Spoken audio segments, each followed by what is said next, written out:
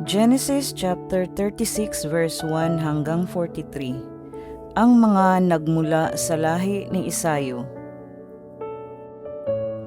Ito ang kasaysayan ng lahi na mula kay Isayo na tinatawag ding Edom. Ang napangasawa niya ay mga Kananeya, si Ada, anak ni Elon na Heteo, si Aholibama, anak ni Ana at apo ni Zibeon na Hivita, at si Basimat na anak naman ni Ismael at kapatid ni Nebayot. Ang anak ni Isayo kay Ada ay si Elifaz, kay Basimat ay si Reuel, at kay Aholibama ay si Naheyus, Halam at Korah.